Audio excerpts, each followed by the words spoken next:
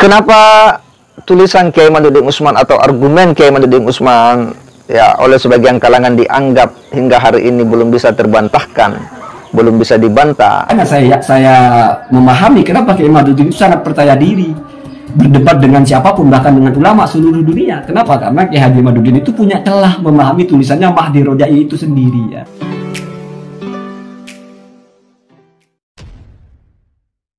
Assalamualaikum warahmatullahi wabarakatuh. Jumpa lagi dengan saya di channel Gagasan Progresif 79. Sahabat sebangsa dan setanah di mana saja Anda berada.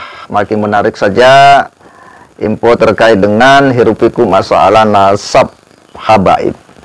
Dan kali ini kita akan coba mengulas ya bagaimana Kiai Imaduddin Usman sampai hari ini itu belum bisa terbantahkan argumentasi-argumentasi yang dia bangun ya.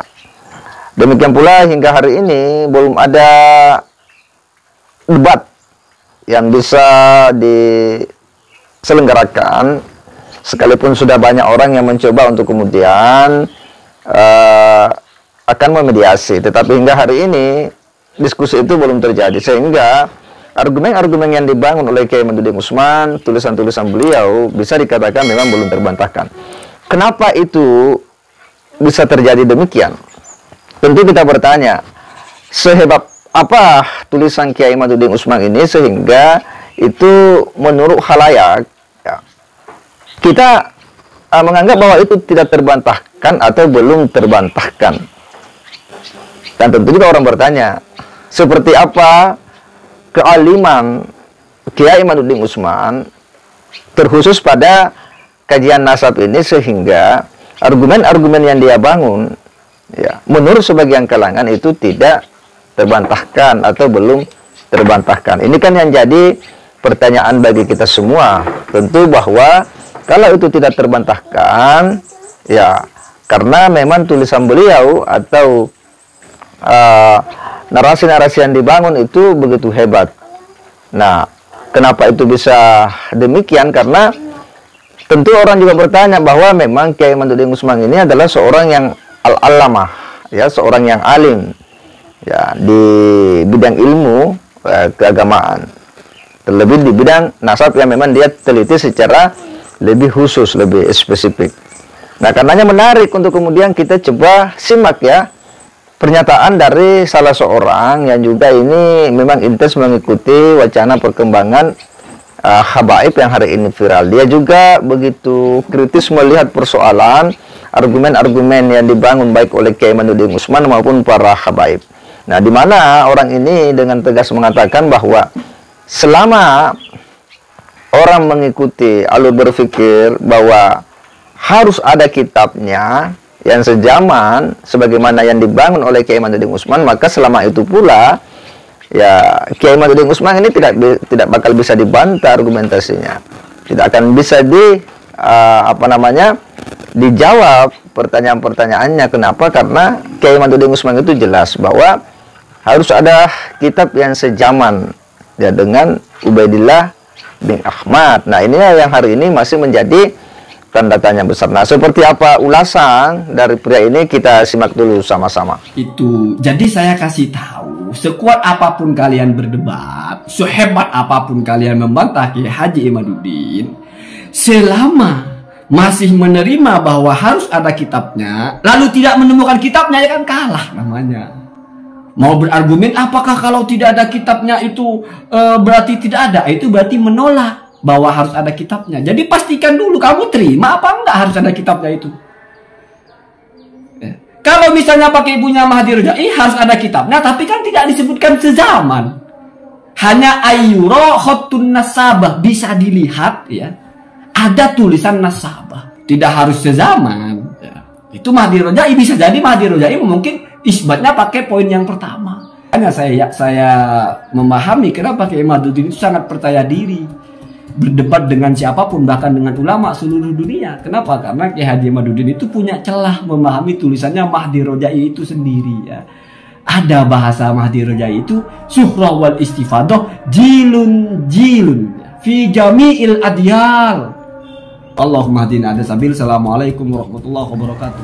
Iya, sangat tegas apa yang disampaikan oleh pria ini bahwa pada prinsipnya Kiai Imaduddin Usman itu membangun argumentasinya, membangun narasi-narasinya. Demikian pula tulisan-tulisan beliau bahwa ya tidak ada kitab yang sejaman yang menulis bahwa Ubaidillah bin Ahmad itu betul-betul adalah suriat Nabi atau anak dari Ahmad bin Isa al-Muhajir. Nah, ini yang kemudian menjadi titik fokusnya.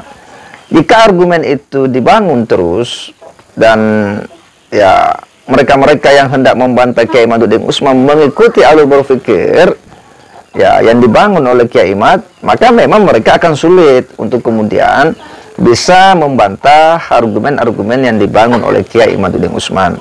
Tidak akan mungkin ya. Kenapa? Karena sejauh ini memang sulit untuk menghadirkan kitab yang sejaman dengan ya Ubaidillah bin Ahmad. Sementara konsep tentang suhra wal istifadah yang ini juga memang menjadi metodologi para ahli nasab bahwa itu suhra itu adalah populer, terkenal, wal istifadah itu menyeluruh. Ya, inilah yang kemudian dipertanyakan oleh Kiai Imaduddin Usman bahwa itu suhra wal istifadah itu sesuatu yang baru, tidak di zaman mereka hidup. Nah, ini juga memang agak sulit untuk kemudian bisa dijawab. Jadi, selama argumen-argumen mereka yang hendak membantah Kiai Imaduddin Usman mengikuti cara berpikir, alur berpikir yang dibangun oleh Kiai Imad, sebagaimana yang disampaikan oleh pria tadi itu bahwa ya jika harus ada kitabnya yang sejaman, maka pasti sulit ya. Tidak mungkin untuk bisa membantah, dan selamanya ya Kiai Imaduddin Usman pasti akan tetap di atas angin.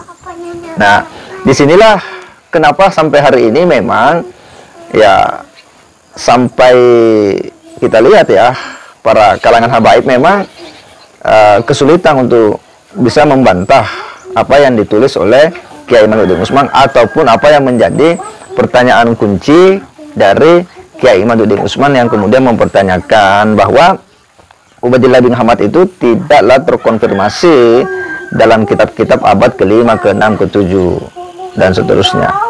Nah, ini yang memang agak kesulitan untuk kemudian dijawab. Tetapi pada prinsipnya bahwa